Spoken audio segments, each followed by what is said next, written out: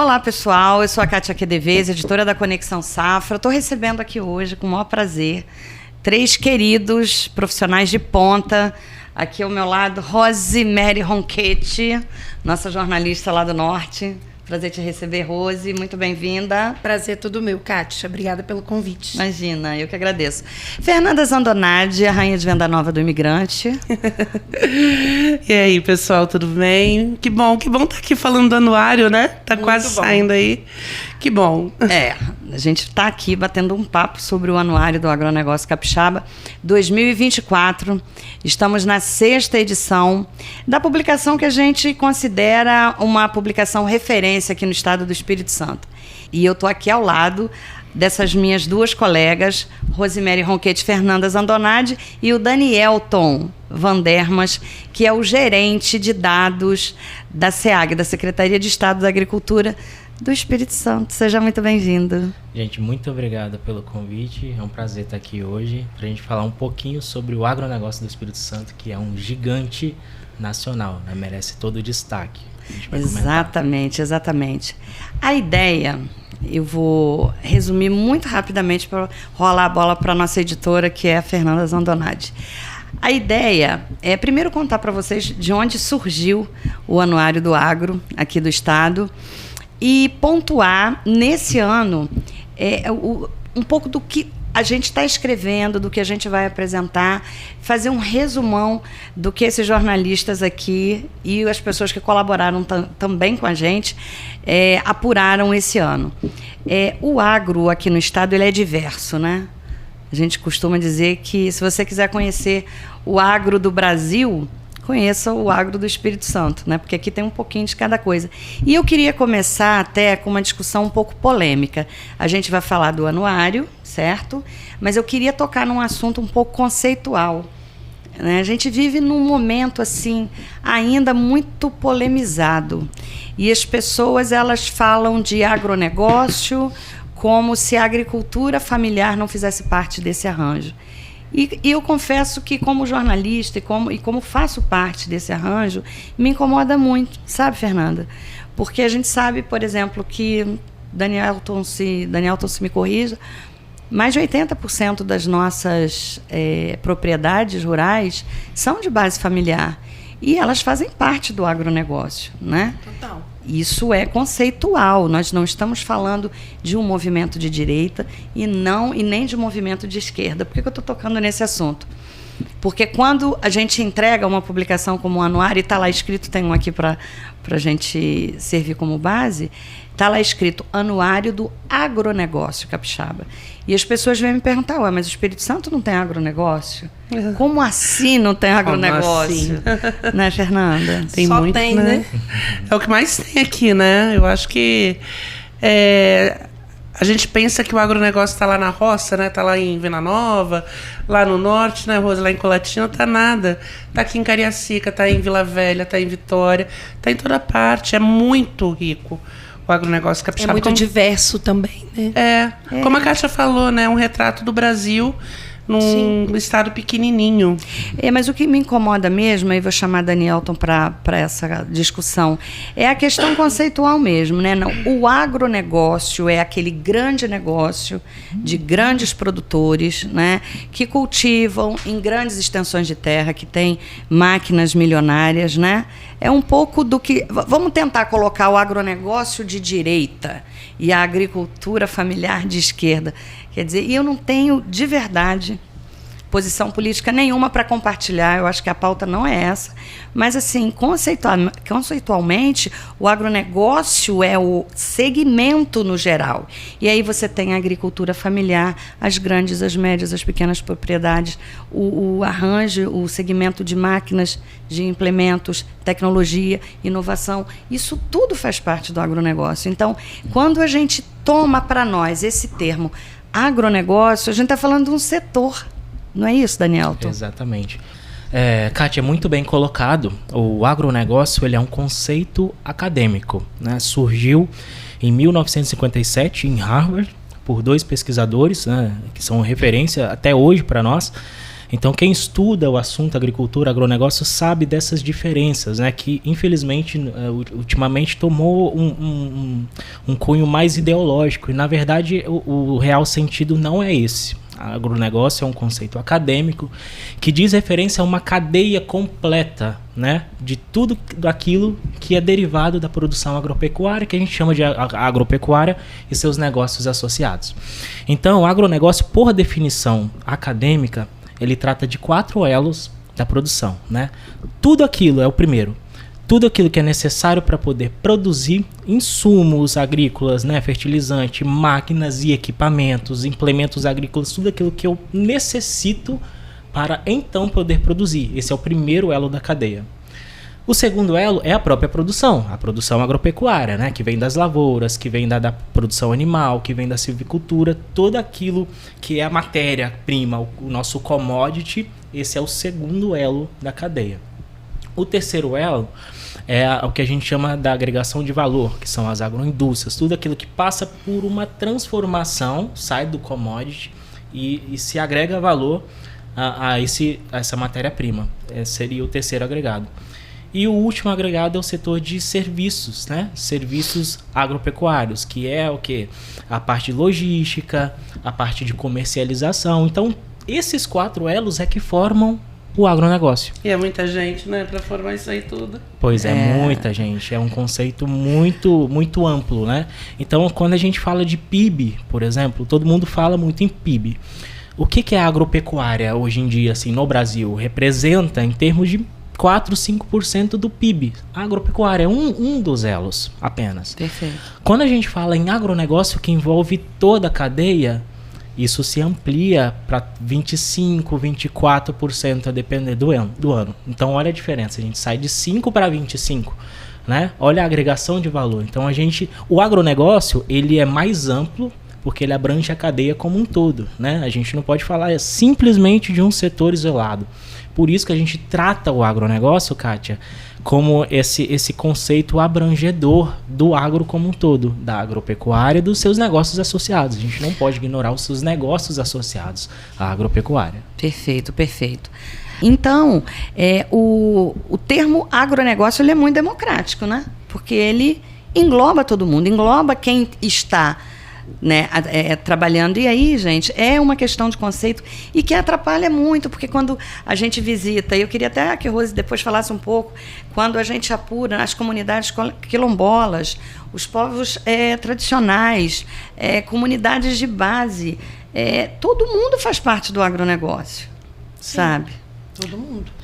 Eu costumo dizer o seguinte, se você tem uma produção agrícola, você compra insumos para poder produzir, né? Isso é o básico, é óbvio. E você produz e você vende, você está fazendo agronegócio. Não interessa se você tem 1 hectare, 2 hectares, 3, 10, 100 mil. Não interessa o tamanho. São esses elos da cadeia. Se você passa por cada um deles, você faz agronegócio. Então a gente tem que perder esse medo até de utilizar a palavra, né? Porque é um conceito acadêmico, ele não é um conceito ideológico, né? E as pessoas usam muito da forma pejorativa. Exatamente. Então, eu não tenho medo de falar essa palavra. E todo mundo que me pergunta, eu tenho que explicar como eu expliquei aqui. Eu explico sem problema. Obrigada. E a gente tem o maior orgulho de colocar na capa do anuário do agronegócio. Muito bem. Que começou como isso? Vou explicar para você. A história foi boa, né? Foi. Foi em 2019, a gente passava por um momento muito desafiador, né? Porque, assim, nós começamos na safra em 2011 com a revista impressa no sul do estado. Daí muita gente falava, revista do sul do estado. A partir de 2014, a gente passou a circular no estado inteiro. Mas a gente passou, sem dúvida alguma, por uma crise no mercado editorial, né? E colocamos todo o nosso material, todo nosso conteúdo editorial numa plataforma digital, conexãosafra.com, que está aí até hoje, mas realmente era um momento muito desafiador. E me incomodava muito essa quantidade de dados soltos, né? O Incaper com uma produção editorial incrível, a SEAG também, uma pesquisa robusta, tanto do Incapé, como do IFES, como da UFES, né? A UFES aí dando um show de bola na pesquisa de Conilon, o IFES entrando quente também na cafeicultura e fruticultura, e a gente não tinha uma publicação. Aí eu falo de uma publicação comercial, tá, gente? De uma publicação de mercado. Eu não estou falando de produções científicas que o Estado tem várias, centenas e riquíssimas. Foi quando eu procurei o Enio Bergoli, que hoje, mais uma vez, é secretário de Agricultura, que eu acho que ele é o secretário mais longevo do Estado. Exatamente. Né? E Enio trabalhava no Incapé e tinha um estagiário, sabe? Ali, chamado Danielton. Chamado Danielton, trabalhava com a Edileuza, pesquisadora. Eu cheguei lá, havia conversado com Fernanda Zandonade na casa dela, incomodada, né? Falei, Fernanda, a gente tem que fazer alguma coisa. E aquilo incomodando a equipe. Eu cheguei lá com uma cara e a coragem. Passei um pouquinho de óleo de peroba na cara, né? Bem cara de pau. Procurei o Enio, falei, Enio, está acontecendo isso, a gente vê muitos dados soltos. O Enio foi de uma generosidade com a gente. Isso não tem a ver com o Estado, tá, gente? Ele nem ocupava, na ocasião, a secretaria. Não, ele estava como concursado do Incapé há 70 anos, né, que ele fez o concurso. Mentira, não parece. Não parece, brincadeira. Ele, não, peraí. Esse negócio é bom, mas será que dá tempo? Tá muito em cima? Não, peraí. Vamos chamar o Daniel. Aí chamou aquele menino que fazia... Você estava no mestrado ou era graduação? Eu não tinha entrado no mestrado ainda, eu tinha só a graduação na época, 2019. Eu entrei em 2020 no mestrado. Então, ver esse menino recém-graduado, pesquisador, bolsista, né? Era bolsista. E aí, a generosidade dupla, né? Porque eles literalmente, né, Fernanda, pegaram na nossa mão, lembra? É que a gente pegou aqueles dados, a gente não sabia nem ao certo o que a gente vai fazer, né, com esse monte de número. Não, gente, não sabia. Como que a gente vai produzir esse material com esses números todos? O que tem de especial no número, né? Porque quando você pega um número, o número ele te dá um cenário inteiro de um ano, né? Ele te dá dependendo da precisão dele, dependendo do detalhamento, ele te dá um cenário de uma vida inteira. Mas aí, no nosso primeiro, eu lembro que o Daniel e o Ian, eles fizeram um apanhado de 5 anos, não foi? Foi a partir de 2014, né? Foi o marco da análise de dados pra gente. Então, pegou de 2014 até 2018, que foi o dado que a gente tinha mais recente à época. Foi. Porque existe essa defasagem de um ano pro outro, né? E eu sou muito grata ao Incapé, ao Enio e ao Danielton, porque assim, eles foram extremamente generosos. Contrapartida financeira, nenhuma, sabe? Então, e no momento em que a gente estava ávido por informação e não sabia qual o formato que a gente ia entregar, e aí veio esse presente, né? E aí chegou aquele monte de dados, fui para casa da Fernanda, falei, Fernanda, e agora? E aí surgiu a ideia desse tripé de o Anuário Vir, com os dados, né? Dados oficiais, vindos do IBGE. O que esse menino faz é o seguinte: o IBGE libera os números, eles são os primeiros a saberem. E isso é disponível para quem quiser, tá? Isso não é privilégio da Conexão Safra. O Incapé está disponível, a SEAG sempre esteve, os técnicos estão disponíveis para isso. A gente soube aproveitar. Né? E aí a gente juntou os dados, e com a boa vontade deles, a gente juntou os dados, a análise dos especialistas, e aí foram pontuados os principais nomes de cada cadeia, junto com os cases dos produtores, que era a nossa expertise. Então, foi uma publicação incrível, desde 2019. A gente bate no peito, tem orgulho mesmo, é uma das principais publicações do país. A gente, quando chega com o anuário na mão, em qualquer lugar, né? Rio, São Paulo, Minas Gerais. Quando eu chego na SIC, é um barato, todo mundo quer. Na AgriShow, a gente chega na AgriShow com 100, 200 anuários, todo mundo quer. Mas porque existe, né, um roteiro, existe uma espinha dorsal desse Sabe trabalho. Sabe o que eu acho engraçado no anuário? Isso eu noto desde o primeiro que a gente fez, né? A A gente está na 6ª edição agora. E o primeiro a gente fez, a gente pensou assim, pô, a gente vai entrar logo de cara, assim, falar desse ano. Não, vamos contar um pouco da história. Né? Aí a gente começou a contar a história. Eu lembro que eu fiquei louca com a história da silvicultura, né? Que o cara me contou toda a história aqui no Espírito Santo, achei super bonita. Mas aí depois a gente tem ali os números, aí a gente tem a análise do especialista, que a gente sempre busca, e a gente tem geralmente um personagem que a gente vai colhendo durante o ano. E no final tudo casa. É muito engraçado. Como bate certinho, né? A produção, o especialista fala isso, fala aquilo, fala aquele outro, e o personagem. Aí tudo casa direitinho com aquele número. Eu sempre achei isso tão interessante. O personagem, no caso, e o produtor, né, Fernanda? De cada cultura, que tem sempre uma história para contar, que tem sempre alguma coisa que agrega, assim, muito valor à produção do Porque conteúdo. ele é um número vivo, né? Exatamente. Ele está ali mostrando que aquilo é verdade, que aquilo é real, que aquilo aconteceu. Como disse a Kátia, né, a gente trabalha com os dados mais atuais do IBGE, mas às vezes não são o do ano. Né? Igual a gente está trabalhando com 2023, porque 2024 ainda não está consolidado. Isso. Mas os dados de 2023 já fazem um caminho para a gente pegar esse produtor de hoje, sabe? Que ele passou por isso e ele dá um plus a mais, ele conta uma história a mais para a gente. Por isso que eu acho que o anuário é tão atualizado, sabe? Eu vou entregar mais para vocês dois agora, a partir de agora, e eu acho que isso se justifica porque o agro é ciência. Então, você começa lá na pesquisa, entrega, a coisa se desenvolve em termos de mercado, e aí o personagem é isso mesmo, né? Ele só atesta aquilo tudo que e eu acho que não é só atesta, Kátia. Eu acho também, assim, que traz uma... meio que humaniza um pouco o documento. Isso. Porque quando a gente fala de anuário, a gente está falando de número. Sim. E os números geralmente são frios. Então, quando você traz um personagem, você fala onde ele mora, com quem que ele trabalha, com o que ele faz, a produção dele, ele coloca a fala dele, a opinião dele, você humaniza um pouco também o anuário. Você dá um tom diferente para ele. Não fica um documento frio, batido de números assim, e análises de profissionais. A gente diversifica os métodos, né? Números puramente quantitativos, a gente traz a parte qualitativa, que é contar uma história, né? Isso. Trazer informações, né, que a gente não acha puramente nos números, né? Vai além da parte numérica. Então, essa parte realmente humaniza eu vejo assim, que humaniza, realmente humaniza.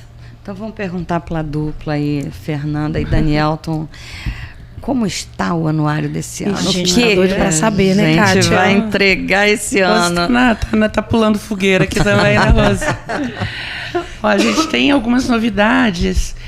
O Danielton, né, claro, ele entregou os números para a gente podia começar falando um pouco do abacate, que a gente tinha até pensado em falar numa certa ordem alfabética, mas não vai ser bem assim, que a gente muda tudo em cima da hora, não tem problema nenhum. A gente é dessas. Olha, o abacate, como é que tá aí o abacate no Espírito Santo, Daniel? Bom, desde a primeira versão, né, é importante lembrar, ele não entrou, não foi um dos produtos analisados na primeira versão, nem na segunda do anuário, se eu não me engano. Mas desde 2 anos até agora, a gente notou um destaque bem positivo na produção, que veio crescente e dobrando a cada ano. Por exemplo, no último ano, de 2022 para 2023, dobrou a produção, né? Foi bem significativo. Tem um mercado interno muito forte. A gente está evoluindo no consumo interno para vitaminas, para culinária como um todo, né?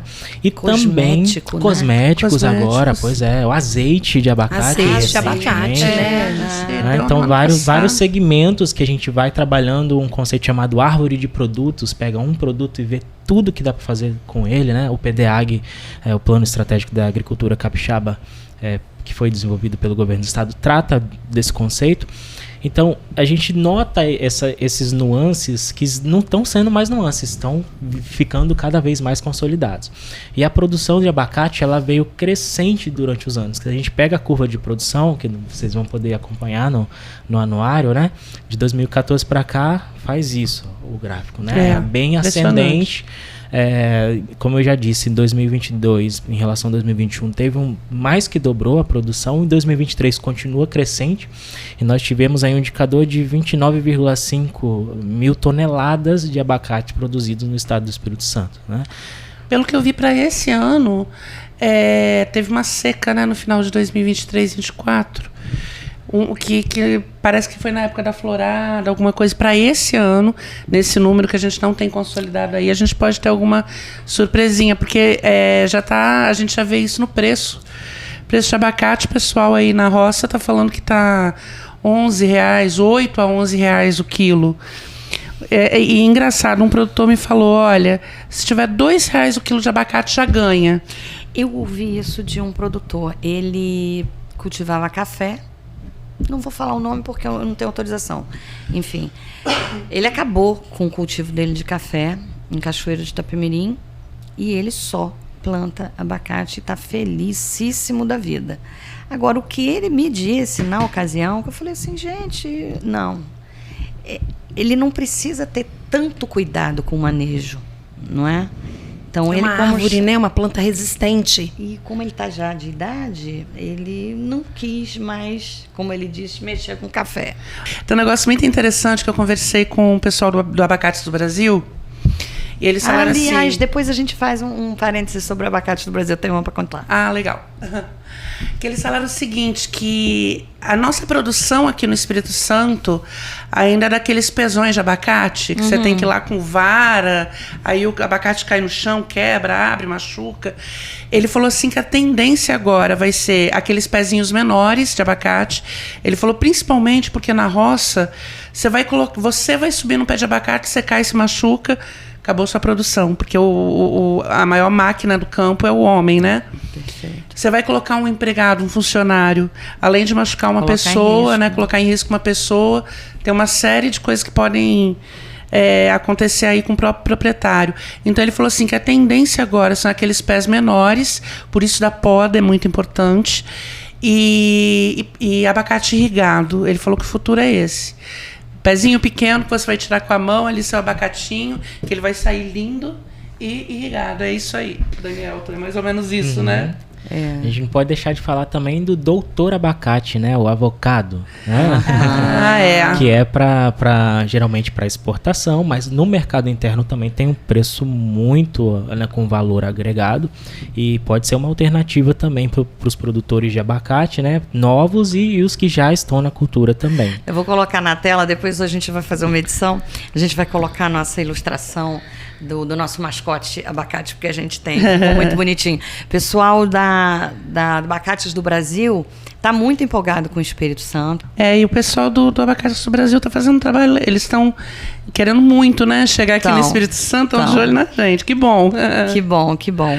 A gente vai falar agora da pimenta do reino, né? Pimenta do reino aí, que queridinha do Espírito Santo, né, Danielton? Queridinha. O caso da pimenta do reino é um caso fantástico, um caso de sucesso, né, e de destaque, porque hoje o Espírito Santo é o maior produtor, disparadamente, e o maior exportador dessa especiaria, muito apreciada no mundo todo. A gente exporta para muitos países. A gente estava numa briga ferrenha com o Pará, não era? Desde 2018, o Espírito Santo passou o Pará na produção e nunca mais o Pará nos alcançou. Gente, assim, chupa Pará, olha só, a gente fala isso. Desculpa, Pará. Até 2017, Pará estava na frente, né? Mas 2018 foi o ano da virada. E assim, a gente olha a curva de produção, quando joga um gráfico ao longo do tempo, né? Traça duas linhas, Pará e Espírito Santo. Em 2018, as linhas se cruzam, Espírito Santo ascendente e Pará descendente, né? Então a gente vê esses nuances. E hoje a gente tem orgulho de dizer assim, vários pontos positivos da pimenta do reino. Por exemplo, a título de comparação, se o Espírito Santo fosse um país isoladamente, nós seríamos o terceiro maior país produtor de pimenta do reino do mundo. Gente, separasse o Espírito Santo. Não tem que gigante. ser o pequeno gigante mesmo. Mas não gigante. Não tem uma outra forma de resumir a grandeza, a potência desse estado. Como é que pode, desse tamaninho, ser o maior... Gente, olha só, vocês prestaram atenção. É o maior produtor de pimenta do Brasil.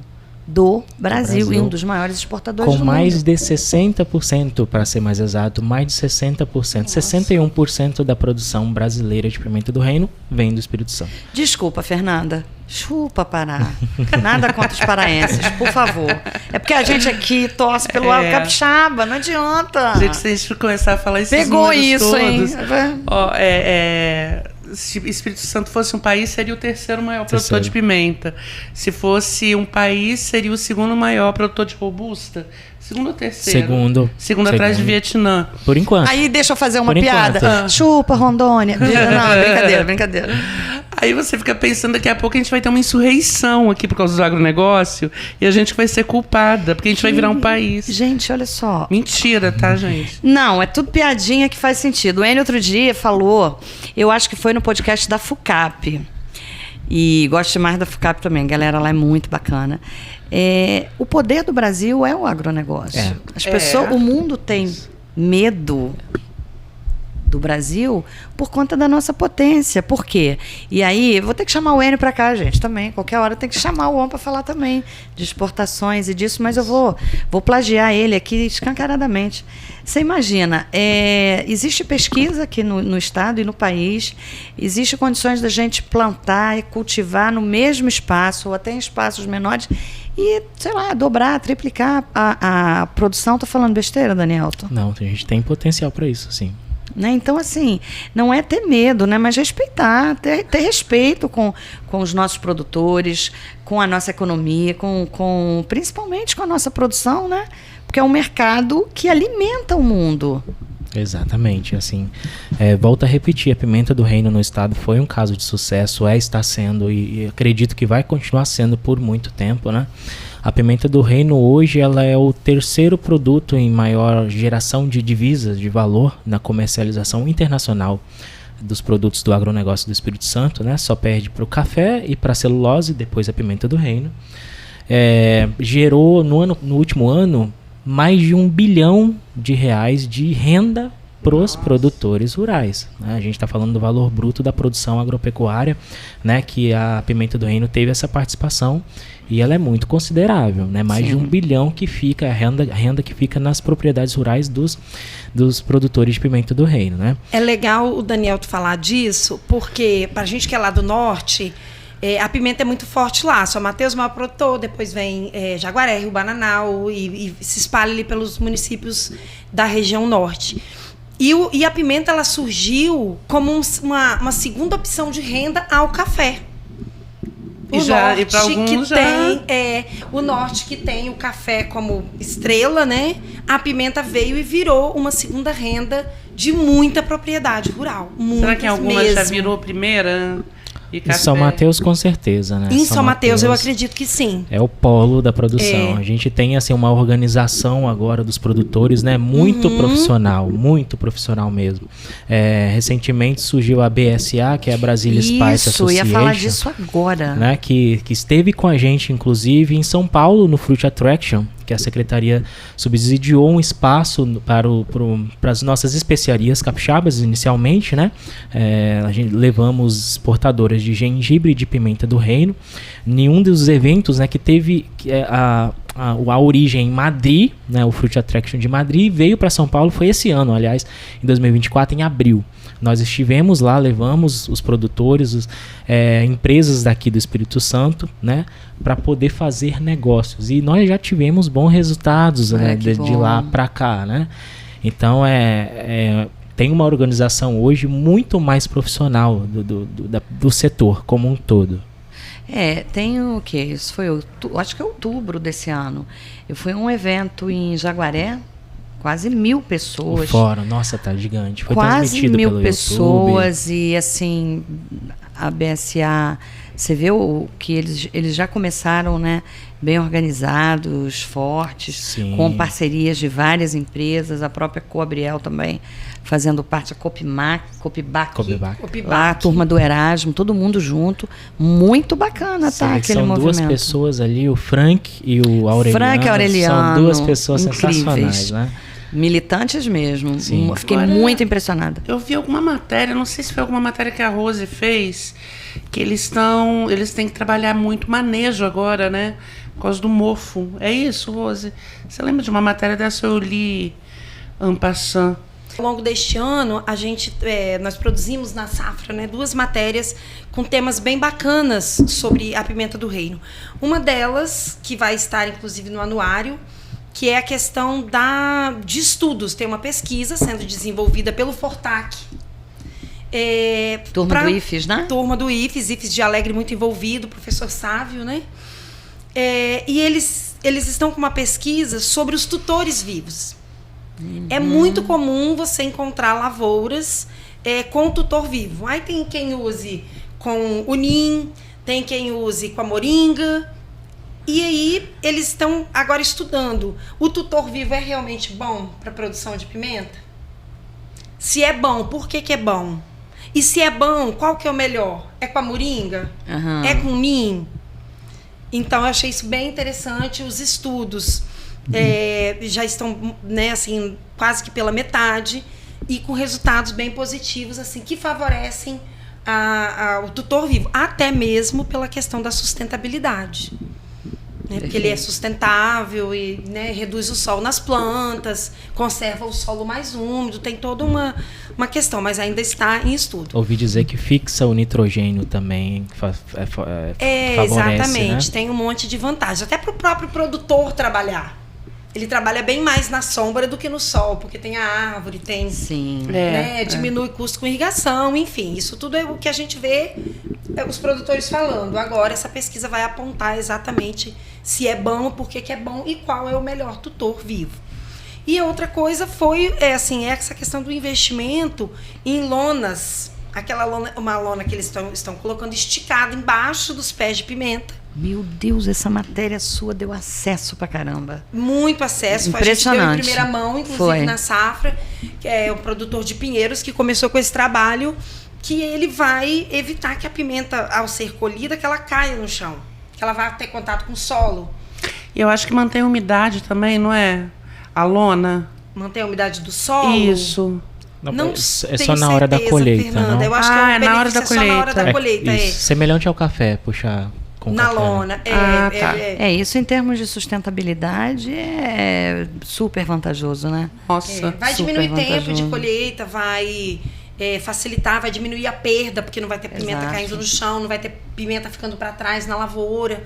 Então, assim, uma série de benefícios, e é uma coisa bem interessante também, que pode ajudar muito o produtor. Exatamente. Eu sei que estava todo mundo rindo muito lá, tá? No fórum, muito produtor, assim, muito satisfeito com o resultado desse ano.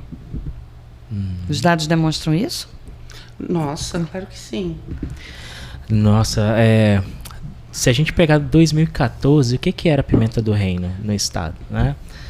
Não significava muita coisa. A gente tinha uma produção um pouco acima de 7 mil toneladas. Hoje a gente está com quase 78 mil toneladas. Então é um caso fantástico mesmo, um crescimento exponencial. Se a gente for pegar os dados de produção, foram quase 900% de 2014 para cá. Com uma redução, uma ampliação de área também, mas a área ampliou cerca de 600%. Né? Então a gente teve um ganho de produtividade na pimenta, né? Aumentando a produção também em um espaço não tão grande quanto deveria. Então a gente teve aumento de tecnologia aplicada no setor, né? Que aumentou essa produtividade em pequenos espaços. Afinal, nós temos um estado pequeno, então o nosso investimento ele tem que ser na produtividade, tem que ser em tecnologia para produzir mais em menos espaço. E nós temos feito isso com certo protagonismo, digamos assim, no caso da pimenta. Sucesso, né? Eficiência no que vocês estão fazendo, acho que é. O gengibre, o que a gente tem aqui da nossa pesquisa de campo, né? Que a gente conversa. Conversei até com o Vanderlei Stuck, ele é um grande exportador, acho que o maior exportador de gengibre do país, talvez. Ele me falou algumas coisas que me chamaram a atenção. A primeira delas é que o pessoal ali da região de Santa Leopoldina, das Santas, né? Santa Maria de Jetibá, eles estão investindo muito em irrigação. Olha como que o clima está pegando tudo, né? Todo mundo investindo em irrigação. Tomate foi a mesma coisa. Estão investindo muito em irrigação, muito em insumos, em o rizoma para plantar. Gente, agora eu não lembro se é rizoma ou se é semente. Não, é rizoma. É rizoma, rizoma, né? Rizoma. É o rizoma mesmo. Para plantar de qualidade, fazendo tudo isso direitinho. Só que ele me falou um dado que o mercado de exportação, ele falou que está meio complicado, porque tem muita gente entrando nesse mercado de exportação para fazer esse meio de campo aí entre produtor e mercado externo, e que está causando um certo problema ali. Ele não entrou em detalhes, né? Então vale até como alerta, né, para os produtores, de buscar gente confiável mesmo, para deixar a produção, buscar pessoas que outras pessoas já tenham trabalhado junto, né? Pô, Perfeito. Vanderlei, por exemplo, há tanto tempo, mas tem outros também. Tem. Mas cuidado com o tal do aventureiro, né? Gente que está começando, né? E que só está querendo surfar naquela onda. Surfar na onda. Perfeito. Mas ele falou assim que a produção tá perfeita lá, perfeita. Foi um ano bom para a safra, apesar do que ele falou que aquela seca do final do ano também repercutiu um pouquinho, mas nada demais, né? E Santa Leopoldina parece que passou Santa Maria de Etibá, sim, né? Sim, passou. Passou. Ali tem uma... Não é briga, não tem rivalidade nada de briga. É uma competição saudável. É Quem igual produz Iuna mais. e Brejetuba no Arábica também. Mas Santa Leopoldina lidera a produção aqui do estado. Brinca nosso cinturão verde, né? Santa Leopoldina, Santa Maria de Etibá. Etibá. Santa Maria de Etibá é a horta capixaba. É a horta da gente. Isso aí. Assim, falando do gengibre, a gente tem que lembrar que assim, toda a produção que a gente tem hoje, ela também é a maior do Brasil, tá? Espírito Santo é o maior produtor. De novo, ó. E maior exportador. É outro produto de destaque do estado, né? Falo isso com muito orgulho também. Mas o gengibre, a gente tem um caso até à parte, porque, veja bem, toda a produção, que é essa maior do Brasil, ela vem de 8 municípios do estado. Ou apenas 8 municípios concentram toda a produção do gengibre que a gente tem a maior parte no Brasil, né? Então, assim, essa região serrana, principalmente ali Santa Leopoldina, Santa Maria, Domingos Martins e ao redor ali também, né? Itarana, Marechal Floriano também concentram toda essa produção. Então, vem dali, a maior parte é de agricultura familiar. Olha que interessante, aquela conversa que a gente teve no início sobre o agronegócio. Você vê a agricultura familiar, produtores, pequenos produtores fazendo o agronegócio, é um produto que vai para exportação depois, né? Boa parte dele. Então a gente começa a notar isso, né? A concentração dessa produção, a característica que ela tem de ser familiar, de ser muito rentável também, está vivendo uma situação favorável no mercado. A gente tem esse brilho nos olhos e não é à toa, né? Porque a agricultura, o agro transforma as famílias. São vários cultivos que dependem da força de uma família inteira, do produtor, da produtora e às vezes até dos filhos, né? Então, quando a gente fala no Brasil dessa situação social, econômica, e a gente vê a realidade do agro totalmente distinta, porque vocês que percorrem, e Danielton também, a turma do campo, e eu que lido muito também com o produtor, eu vejo as famílias inteiras, né, envolvidas na atividade, né? A Rose depois pode dar o depoimento da própria família dela, como a gente percebe a transformação. E quando você vê uma família inteira que cultiva gengibre, por exemplo, você vê a prosperidade na vida de todo mundo, né? Isso desencadeia um processo de prosperidade no campo, né, Daniel? Exatamente. E nós vemos um crescimento hoje do gengibre que também, assim como da pimenta do reino, foi sensacional. Porque nós saímos de uma produção pequena em 2014, né? E hoje nós aumentamos a produção também em cerca de 900%. O gengibre, pra você ter ideia da importância econômica que se tornou para o agronegócio, ele superou o mamão no estado, em termos de geração de divisas, das exportações do agronegócio, né? Desde o ano passado, agora o gengibre passou a ser o 4º produto depois da pimenta do reino. Primeiro café, celulose, pimenta do reino e agora o gengibre. Olha só. Né? Então, assim, que não era muito visado, ele tomou uma proporção muito significante hoje, a ponto de passar uma cultura que o mamão todo mundo conhece. A gente vai falar um pouquinho depois, mas todo mundo conhece a força que tem o mamão e o que representa o mamão para o estado. Mas o gengibre nas exportações do agronegócio tomou esse protagonismo desde o ano passado, né? Você vê que não é pouca coisa. E assim, só não vamos estender muito, claro, mas esse nosso gengibre vai principalmente para onde? para a Europa como um todo, nos dados a gente observa uma alta importação dos Países Baixos, né? Mas o que acontece? Rotterdam, que tem um porto, na verdade é um centro de distribuição. Então chega por lá e de lá se distribui para a Europa como um todo, né? Então, mas nos dados, quem for olhar vai ver lá que os Países Baixos são os maiores consumidores do gengibre, mas abastece a Europa. Estados Unidos é um mercado também, né, que a gente atua bastante, mas a Europa não abriu muito ainda, né? É porque a Ásia, eu acho que eles jurava que era a Ásia, gente. Mas eu acho que pega gengibre da Índia. Da China e Índia, né? Comem mais esse mercado, mas os nossos gengibres, isso é importante falar, tá? Da qualidade dele não tem igual no mundo.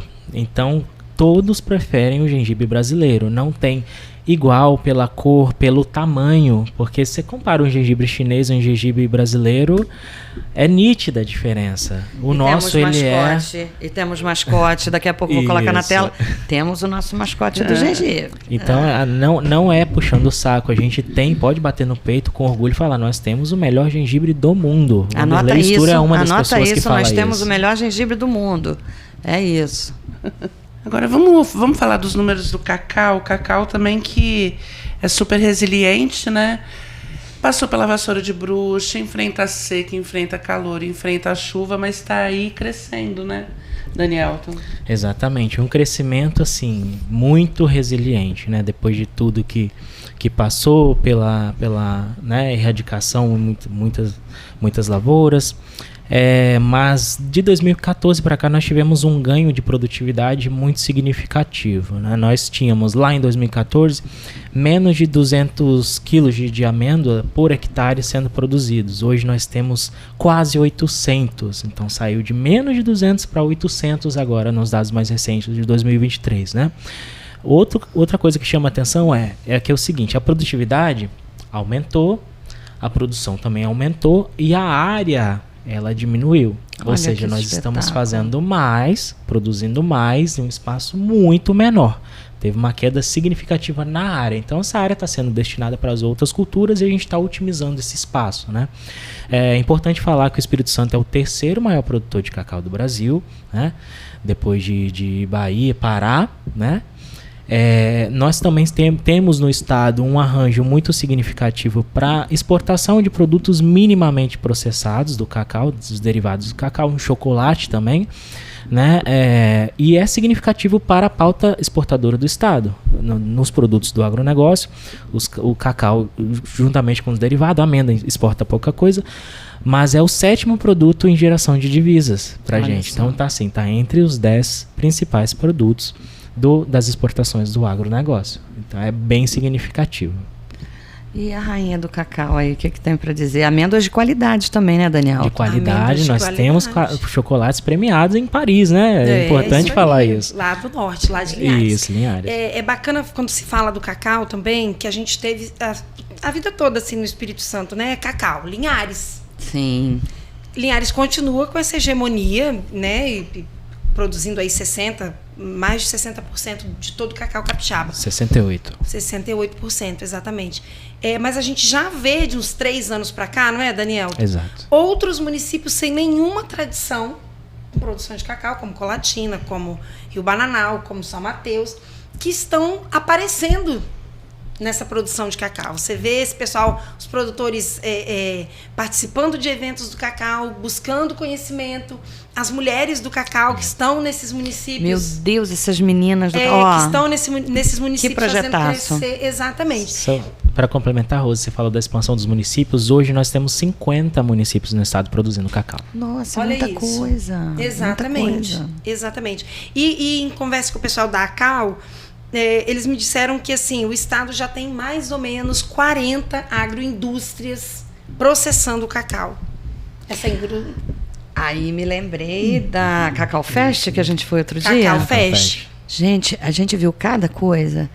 Era chocolate com laranja, chocolate com pimenta é simples agora, mas a criatividade desses produtores. E o que eu estou achando mais bacana?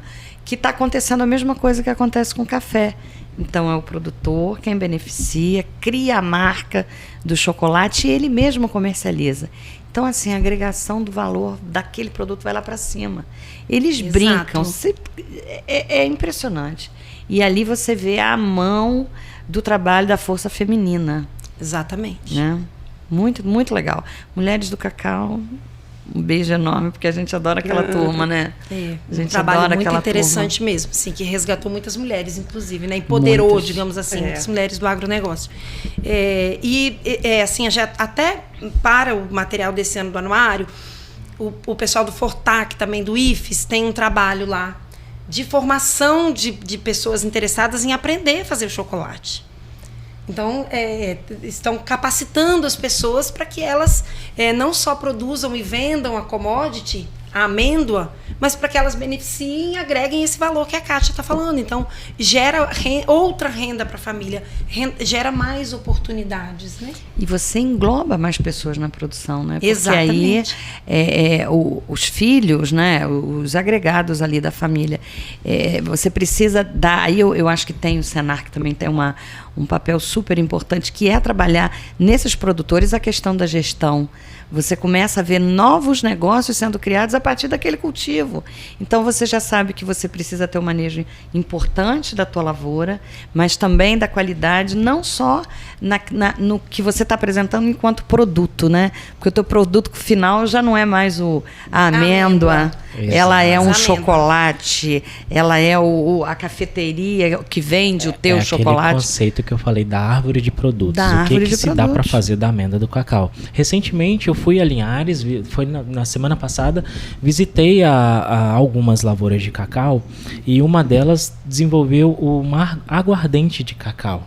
Exato, tem Você mesmo. Já viu, Rose? Já vi. Eu não experimentei porque eu estava dirigindo, obviamente, eu fiquei querendo experimentar, mas não experimentei. Mas nós recebemos, na verdade, uma comitiva internacional que veio em função do novo regulamento europeu e o UDR. Você estava lá, né, Kátia? Sim. E eles ficaram encantados com o que viram aqui. A nossa produção sustentável. Lembra que a gente tem cabruca no estado, né? Então, assim, é um sistema de produção muito interessante que junto com floresta, livre de desmatamento, né? Muito pelo contrário, é preservacionista, né? Então, isso é mais um ponto positivo que a gente tem para falar do cacau, que nós temos esse sistema implantado aqui em Linhares, principalmente, né? Mas também há relatos de outras regiões, mas Linhares com certeza concentra aí. Região do Baixo Rio Doce, né? Ali, tem todas as margens do Rio Doce, todo no sistema cabruca. Exato. Tomei mel de cacau, não estava entendendo aquilo. Falei, Kátia, eu tomei 2 litros de suco de cacau. Nossa. Eu quase passei mal. Não, é de tão bom que é o negócio. Eu adorei o mel. E aí estava falando do Senar, porque aí eu acho que a gestão faz toda a diferença. Porque já não está só dentro da propriedade, né? Vai muito mais além. Então, se você não fizer uma gestão eficiente, controlar mesmo como uma empresa...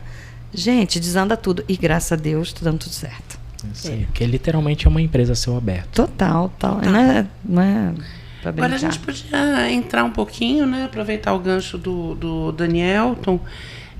Nessa visita desses europeus, essa comitiva europeia para cá, né? Eles vieram visitar a propriedade de café e cacau, né, Danielton? Café, cacau e floresta, né? Floresta. Isso, floresta. Porque a partir do ano de 2025, ao final dele, está previsto um novo regulamento europeu chamado UDR, e ele visa a importação de commodities livre de desmatamento, né? Então nós precisaremos comprovar de que toda a nossa produção ela não é originária de regiões que tiveram desmatamento para ter aquela produção. E essa comitiva que veio são autoridades competentes, né, cada um do seu país. Nós tivemos a visita de Espanha, Bélgica, Itália e Irlanda, né? Foram 7 pessoas compondo a comitiva.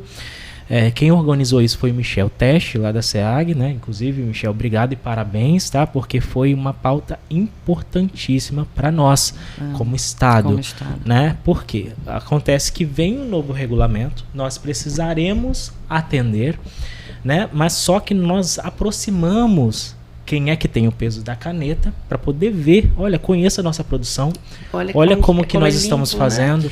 E eles ficaram, de fato, admirados, a ponto de dizer publicamente para o governador, para todos, né, para a imprensa, de que o Espírito Santo é um exemplo para o Brasil e para o mundo, que a gente poderia dar aula para outros países e ensinar como é que se faz, porque a nossa produção ela é de fato sustentável. Então essa comitiva veio conhecer para o cacau o sistema de Cabruca, né, porque a gente precisa fazer um mapeamento por sensoriamento remoto, que é por satélite. E o cacau na Cabruca, ele está lá embaixo.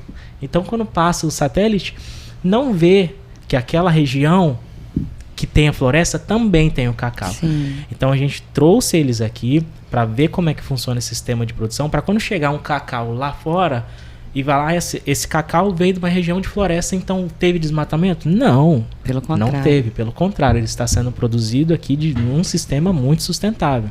Então eles viram isso de perto, né? Não conheciam, e isso vai ser levado em consideração na hora lá de colocar em vigência o regulamento. O André, ele falou comigo em português, claro, né? Porque meu inglês não está lá para isso. Mas ele saiu daqui muito bem impressionado com as meninas do cacau. Ele falou, olha, ele pessoalmente ainda não conhecia, né, uma lavoura de cacau, mas ele ficou muito surpreso com o envolvimento das mulheres e do empoderamento delas. Ele falou, nossa, eu fiquei muito encantado. Ele fez parte, era um coordenador do Invest Verde. Do Invest Verde. Mulheres do Cacau. Está no anuário do ano passado, né? A nossa matéria aí no anuário do ano passado, a gente vai revisitar isso, né, Rose? Vamos rever. Precisamos né? rever. Elas estão sempre se reinventando. Sempre se reinventam essas moças. E eu acho interessante também pontuar que essa visita, eu acho que para qualquer cultura que eles fossem, eles iam encontrar, né, essa comitiva, eles iam encontrar algum aspecto dessa sustentabilidade, porque todas as culturas estão buscando isso agora. Porque não tem caminho, esse é o caminho. O resto é caminho sem volta. Pois é, mas o Espírito Santo enxergou isso, né? Alguns estados ainda resistem, né, Daniel? Exatamente. O Enio costuma muito dizer que não tem ninguém no mundo mais preparado que o Brasil, nos termos de atender a produção com sustentabilidade, e no Brasil ninguém mais preparado do que o Espírito Santo. Né? Nós gente, estamos eu vou ter que preparados chamar o Enio isso. aqui. Precisa. Eu sou suspeito para falar do Enio. Esteja convidado a participar conosco do próximo podcast. E o senhor Michel Tesch. Não posso errar o nome de Michel, gente. Michel Tesch. Isso. Então eu sempre falei errado, porque eu falava Tesch. Teste. O senhor está intimado a vir para cá falar para a gente aqui sobre sustentabilidade do agro capixaba. Afinal, ele também foi o idealizador do tema, né? Enio e Michel convidadésimos. Eu acho que a gente podia passar agora. A senhora que manda. Ai, obrigada. Ela que é editora da Mari, né? Cuidado, hein, que acredito. Vai pedir aumento. Ela vai tomar posse disso, cuidado. Pronto, pode tomar. Da tal da... Gente, o nome, olha, me desculpa, pessoal aí que achou esse nome. Cultura entrante nada, novas culturas. Cultura entrante é estranho. É estranho, né? Então, novas culturas no Espírito Santo? Novas culturas do Espírito Santo, a gente está falando de soja, trigo, azeitona, números bons, né? Assim, oficialmente, pela primeira vez que a gente teve um registro de soja nos dados oficiais do IBGE foi em 2022. Né? Foi algo que já veio assim sendo testado no norte do estado, com aquela característica de região mais plana, né? Que dá para mecanizar muito mais, em larga escala. Então nós tivemos pela primeira vez captados dados de soja em 2022, também pela primeira vez em 2022 os dados de azeitona, e agora recentemente o trigo entrando também, legal, registrado, gente, no estado, também no norte do estado, ali da parte norte. Que bacana. Agora sim, uma pergunta que me vem em mente. É claro que a gente não vai competir com grandes produtores de soja, né? Não é esse o intuito, não é, Daniel? Não. Eu acho que é uma produção local que vai para não vai virar, tudo bem, é commodity de qualquer jeito, mas não vai tomar o caminho de commodity para ir para fora? Ou não, vai? Pelo contrário, é para tentar suprir uma parte da demanda que nós mesmos temos aqui no estado, né? Então a gente importa muito o insumo, então é muito localizado, a gente não tem essa escala para poder exportar, então ela atende ali uma demanda que é local. Entendi. A parte de soja e trigo, por exemplo. É interessante, isso que o Daniel está falando, Fernanda, porque é uma matéria que a gente também já deu na Safra falando disso, que o produtor não foi o pioneiro, né? Mas assim, o segundo produtor a investir na soja no Espírito Santo, lá em Pinheiros, ele já está agora com um projeto de beneficiamento da soja para fazer o farelo e para fazer o óleo, porque ela serve para as duas coisas, não é isso, Danielton? Você extrai o óleo, o que sobra você faz o farelo. Então, assim, eles fizeram um teste com uma máquina bem pequena, viram que funcionava. E agora já estão em vias de, a expectativa deles, assim, até meados de 25, estar com essa fábrica funcionando. E eles falavam exatamente isso comigo. Eu falei, para onde vocês vão vender isso? Ele falou, Rose, não deve sair nem do Espírito Santo, porque a gente tem uma demanda muito grande. A gente teve aí em 2023 que o mamão capixaba teve uma queda, um recuo de produção. Mas, por outro lado, a Bahia passou a gente, né, na exportação, na produção, mas tem uma coisinha aí que é interessante para o Espírito Santo, né? A produtividade. É isso, Daniel? Então... Exatamente. A produtividade de mamão no Espírito Santo, ela é exemplar, né? Nós somos, hoje, com o mamão, o segundo maior produtor, o Espírito Santo é o segundo maior produtor e é o maior exportador do Brasil, né?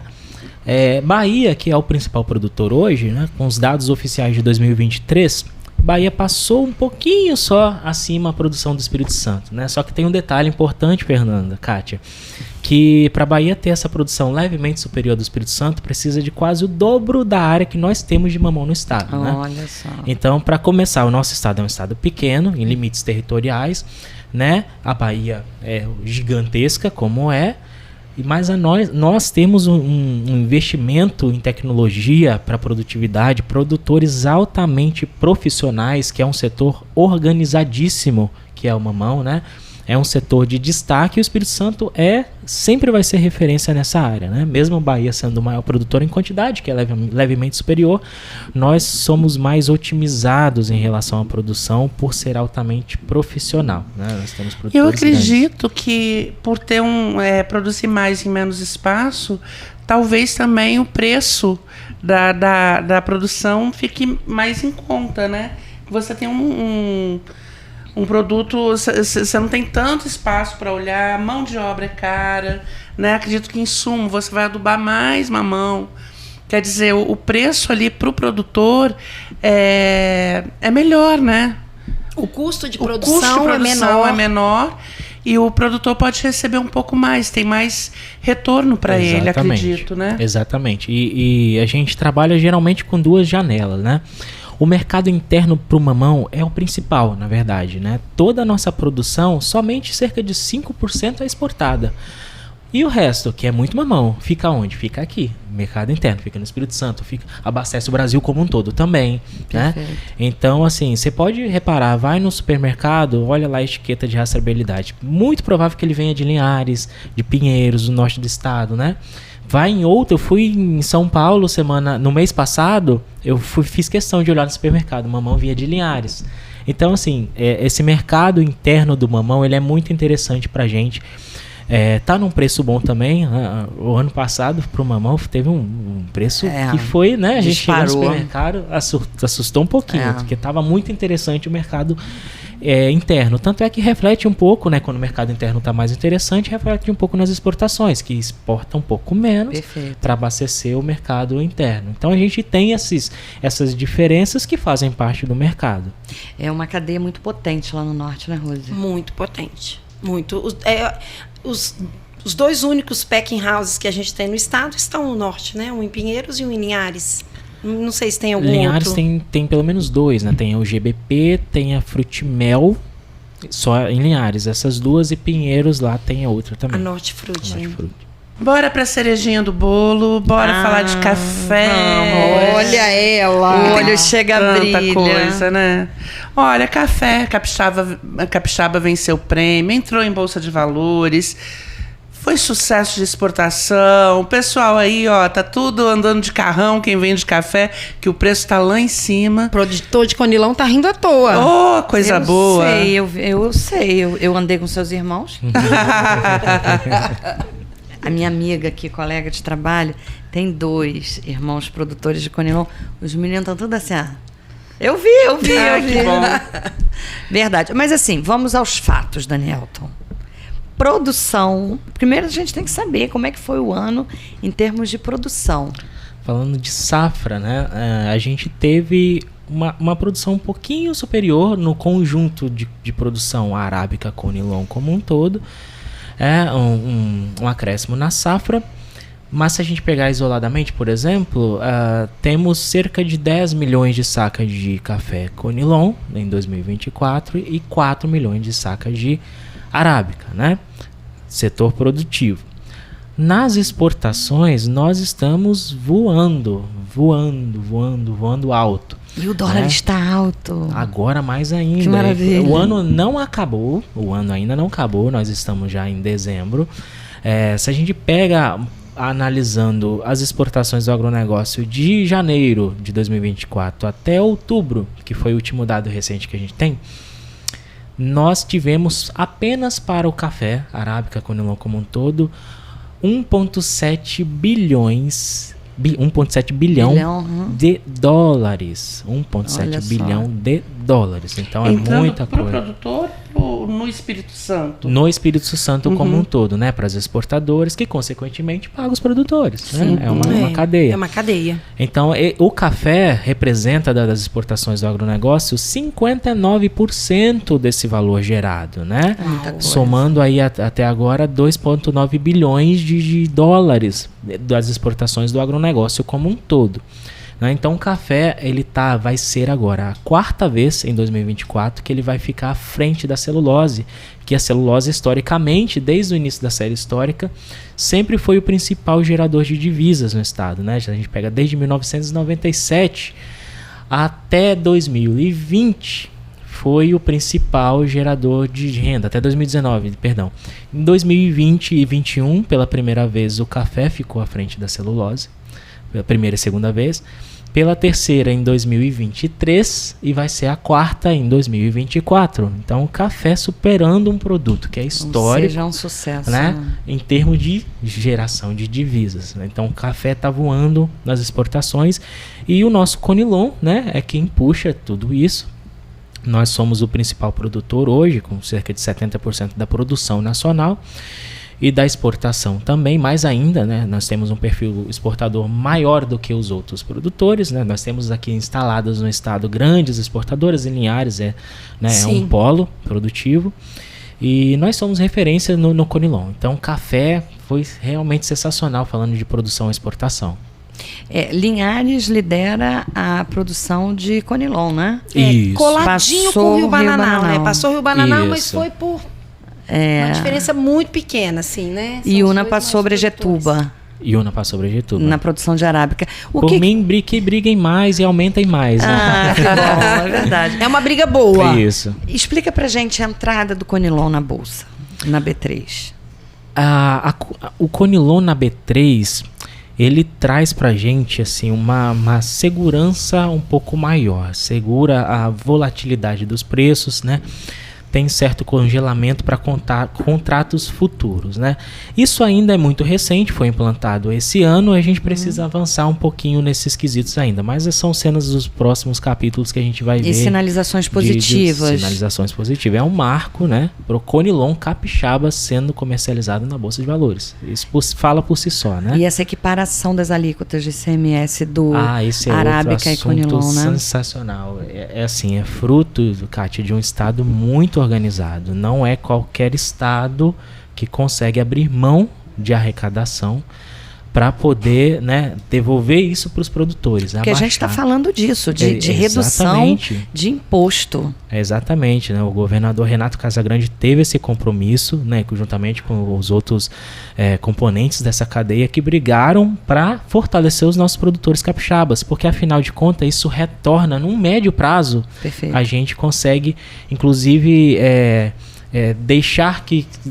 fazer com que sonegações não sejam feitas, por exemplo, né? O produtor, ele vai fazer tudo certinho, não que não faça, tá, gente? Faz tudo certinho. É mais um incentivo, isso, né, Daniel? Isso é um incentivo a mais. Nós temos produtores competentes que fazem tudo certo. Isso só fortalece, né? Que bom. Agora a gente tem que falar de prêmio, né?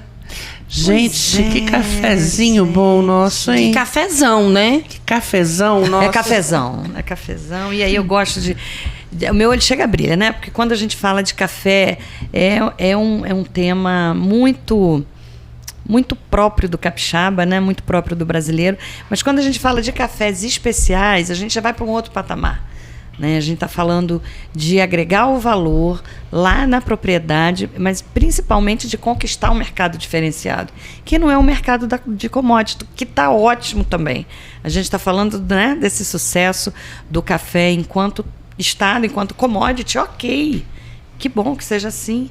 Mas tem uma outra turma aí fazendo café especial, café com notas acima da média. Então existe uma avaliação, uma nota de corte, que de 1 a 100, que o corte passa a ser 80 para chegar em vários níveis. Aí tem o café gourmet, especial, tá.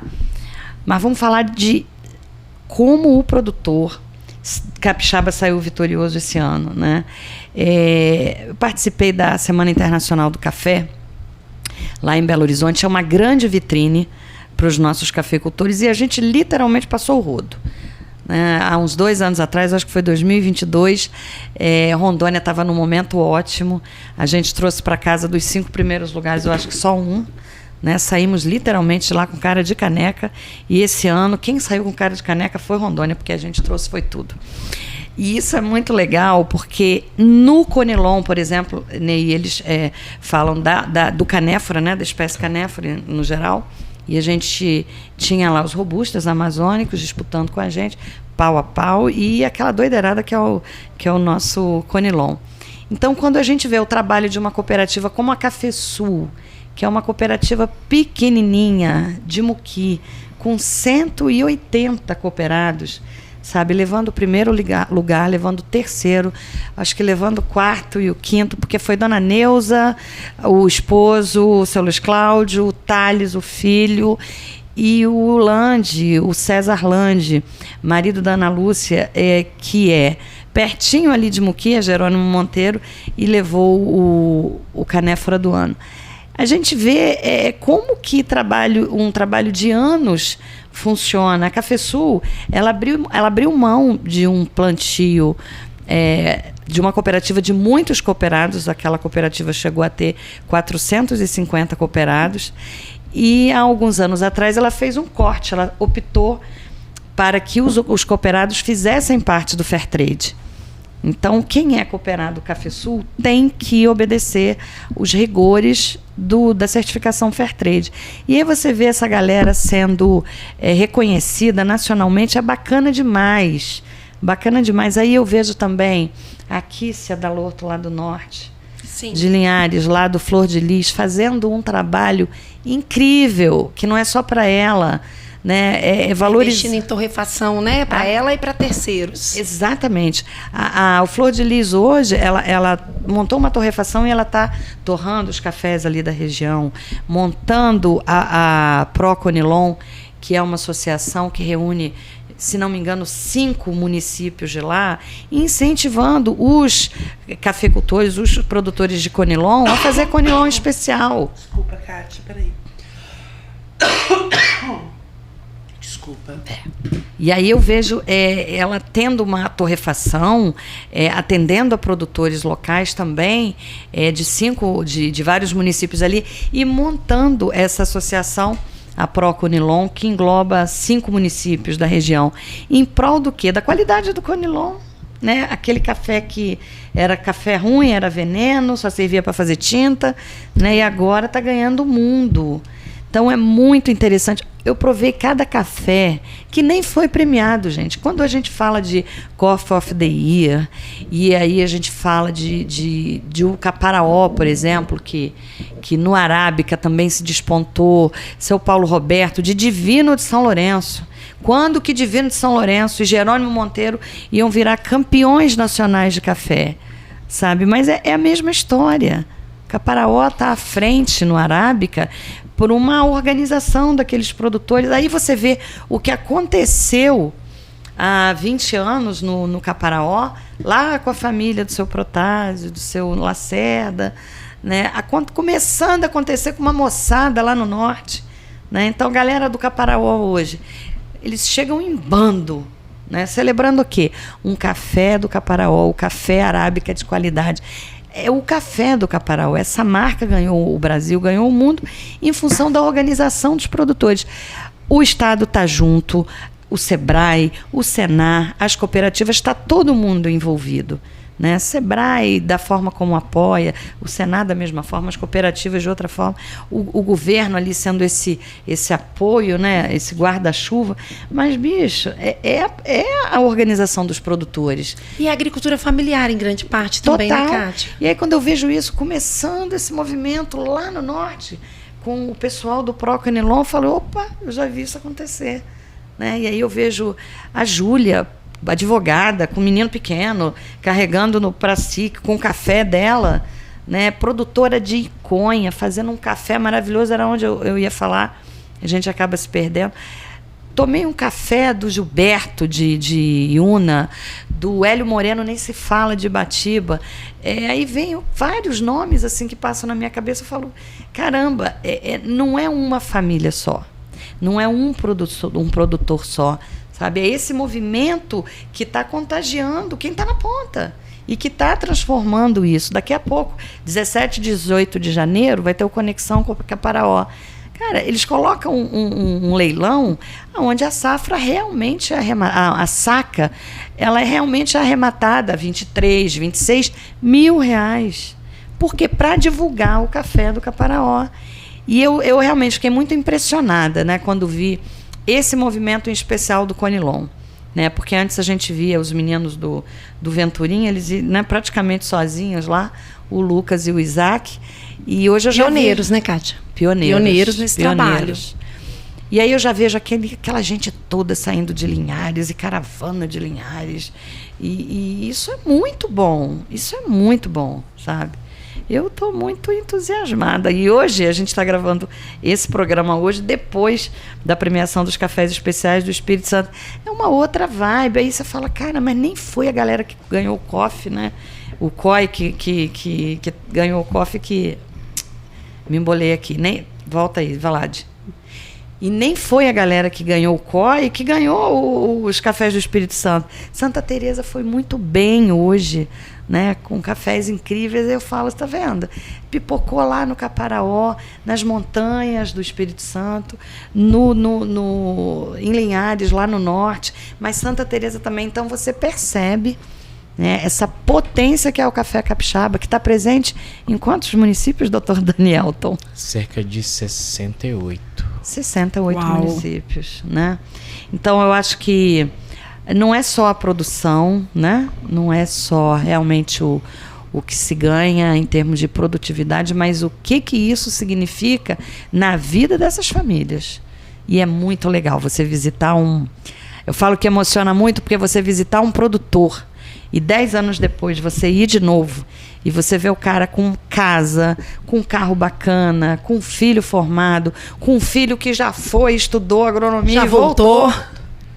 Sabe, que voltou. O seu Paulo Roberto, pai do Lucas e do Tiago, que são da Caparaó Júnior, os meninos fizeram IFES, né? Eles estudaram, aprenderam a fazer o café especial, porque depende muito da família, da colheita, sim, mas principalmente do pós-colheita.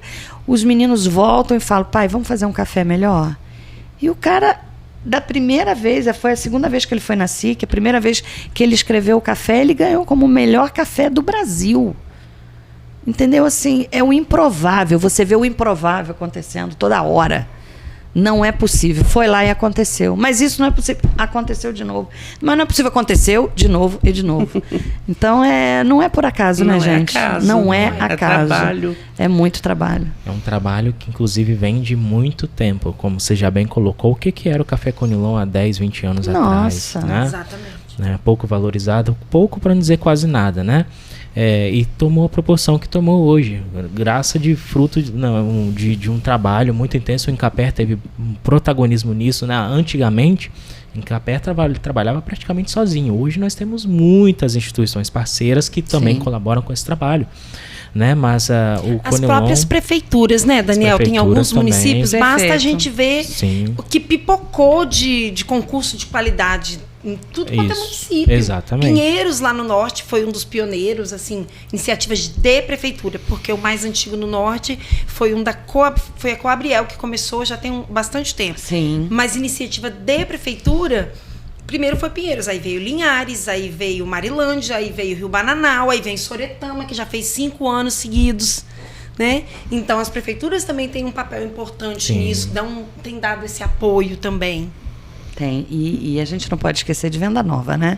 Venda Nova sempre teve esse movimento inicial lá atrás. As montanhas realmente iniciaram esse processo de qualidade aqui no Café das estado. Montanhas. Mas eu lembro, vocês estão falando do Conilon, né? O Daniel falou do Conilon. Eu lembro do Arábica. Há 5 anos atrás, quando eu era uma criança, mentira. Sei lá, talvez há 35 anos, eu lembro de se falar do Arábica, da região de montanhas, como Riozona. Café era ruim. Isso mesmo, eu já fiz matéria falando Café disso. riado. Café riado, que era aquele café tudo misturado, né? Sujo, que não tinha qualidade, brocado. Olha o tanto que cresceu para ser o melhor, né? Tá entre os melhores do mundo, né? Sim. Se é o melhor do país, do Brasil. O Brasil é um dos maiores produtores do mundo. Quer dizer, em 3 décadas isso foi feito. É muito pouco tempo.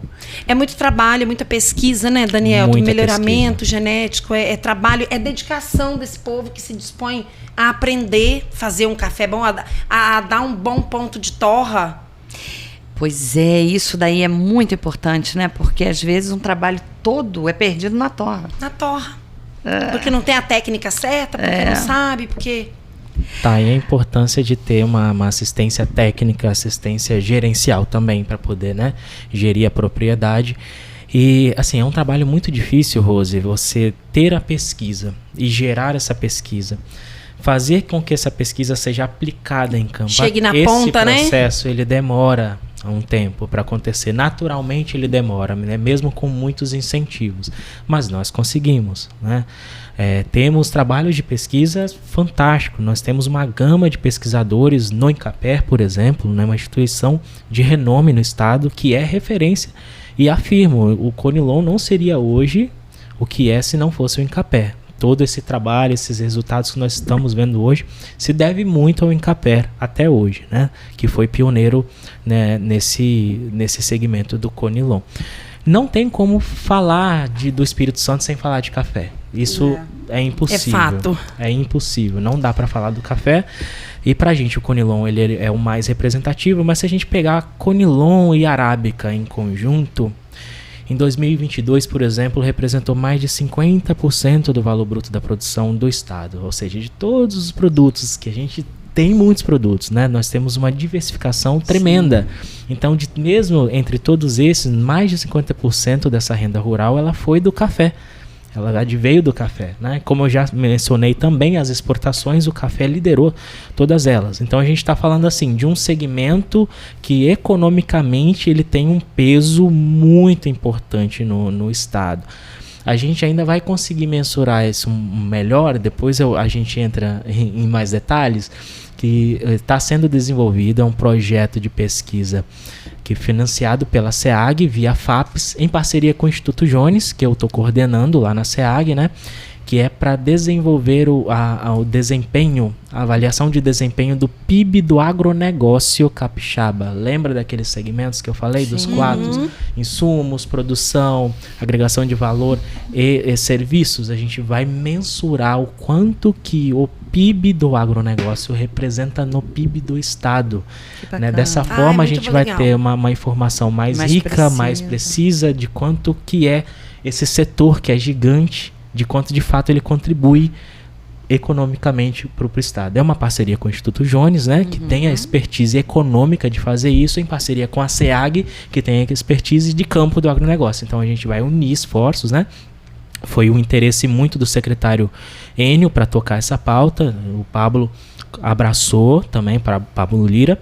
E ano que vem, ao final, nós teremos esse resultado fantástico para poder comentar aqui também, Kátia. Oba, que bom, Temos que bom. novidade.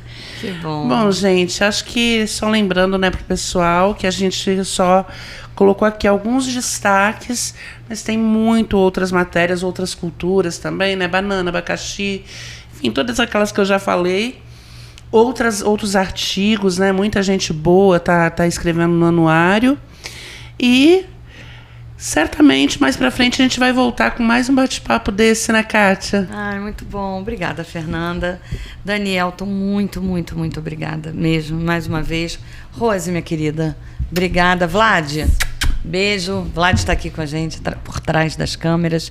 E assim, muito obrigada, né, por vocês acompanharem a Conexão Safra.com, apreciarem tudo que a gente escreve nas revistas, no anuário. E eu queria dar um recadinho. Começa um novo pleito municipal, né? E infelizmente a gente não ouviu muitos prefeitos falarem da agricultura. Acho que ficou um hiato importante aí em várias campanhas eleitorais.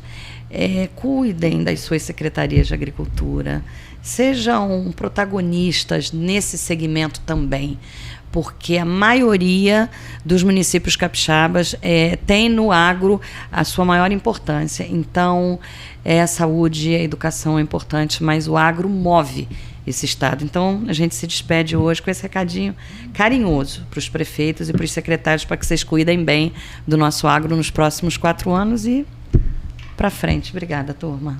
Obrigada. Até a próxima. Até a próxima. Obrigada, gente. Tchau. Tchau.